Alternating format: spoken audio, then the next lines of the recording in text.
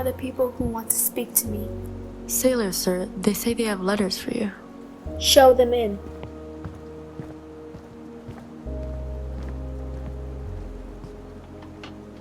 Hello, sir. God bless you. May he bless you too. He will, sir, if he wants to. There's a letter for you, sir. It's from the ambassador, Lord Hamlet, who is going to England. If your name's Horatio, as he told me it is. Horatio, when you've read this letter, find a way to let these guys see the king. They have letters for him. Before we were at sea for even 2 days, a pirate ship equipped for battle pursued us. We were too slow to escape, so we were forced to stand and fight. In the battle that followed, I ended up on the pirate ship. Just then, they left our ship behind, so I became the only prisoner on board. They've treated me quite mercifully for thieves, but they knew what they were doing. They want me to do a favor for them.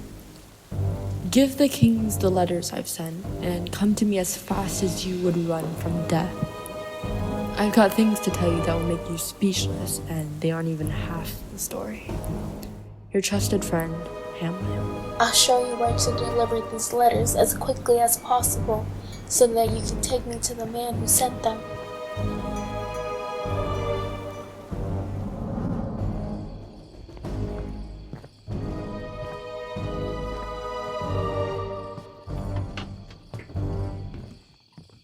Now you've got to acknowledge my innocence and believe I'm your friend, since you've heard and understood that the man who killed your father was trying to kill me. It looks that way, but tell me why you didn't take immediate action against his criminal acts when your own safety and everything else would seem to call for it. Oh, for 2 main reasons which may seem weak to you but strong to me. The queen, his mother, is devoted to him, and, for better or worse, whichever it is, she is a part of my life and soul that I can't live apart from her, any more than a planet can leave its orbit.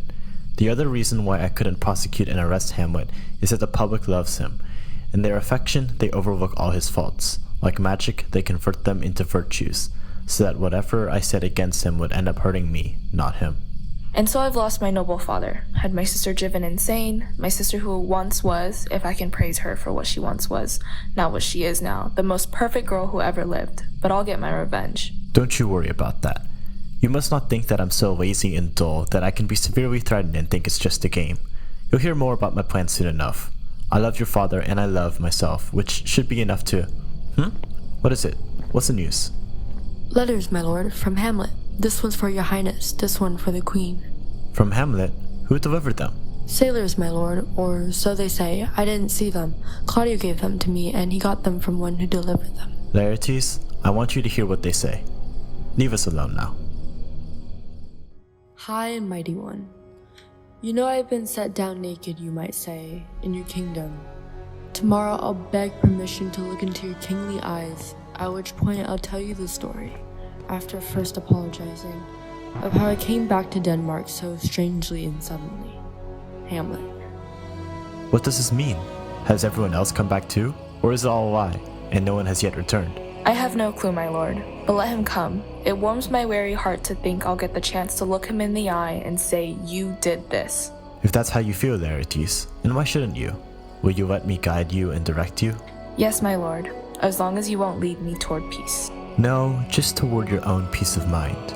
If he's come back to Denmark without plans to continue on his trip, then I'll trick him into an undertaking that's sure to kill him. When he dies, no one will be blamed. Even his mother will call it an accident. My lord, I'll let you make the decision. I only ask to be in your plans, the agent of his death. 2 months ago, I met a gentleman from Normandy. I fought against the French and seen how well they ride, but this man was a magician on horseback. It was as if he was part of the horse, so skillful that even having seen him, I can hardly conceive of the tricks he did. He was from Normandy, you say? Yes, from Normandy. I bet it was Le Monde. Yes, that's the one.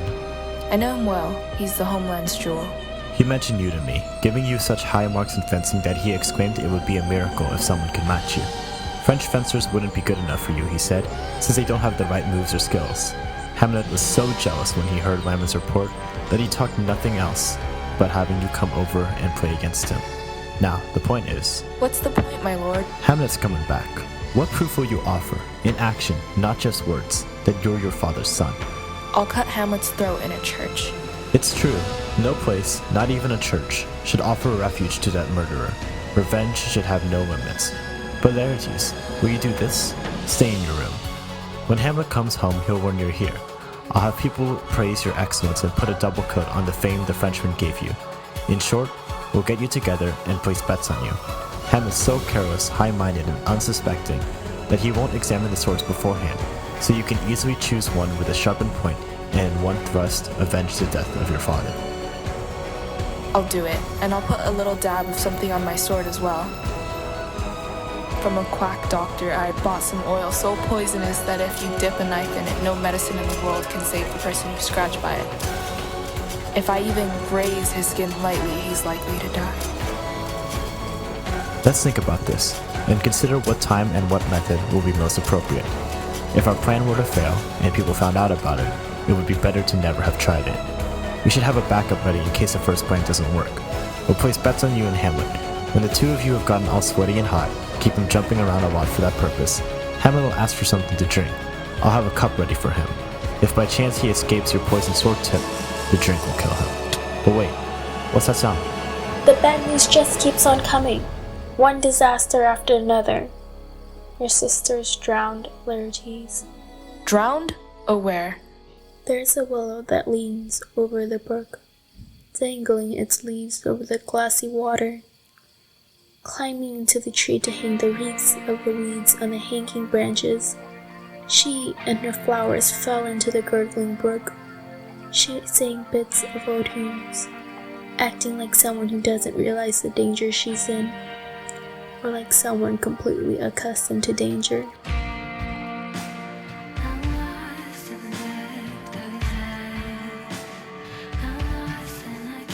It was only a matter of time before her clothes, heavy with the water they absorbed, pulled the poor thing out of her song, down into the mud at the bottom of the brook. So she is drowned. Drowned. You've had too much water already, poor Ophelia, so I won't shed watery tears for you. But crying is what humans do. We do what's in our nature, even if we're ashamed of it. After I stop crying, I'll be through acting like a woman. Goodbye, my lord. I have some fiery words I could speak now, but my foolish tears are drowning them out. Let's follow him, Gertrude. I worked so hard to calm him down, and now I'm worried he's getting all excited again. Let's follow him.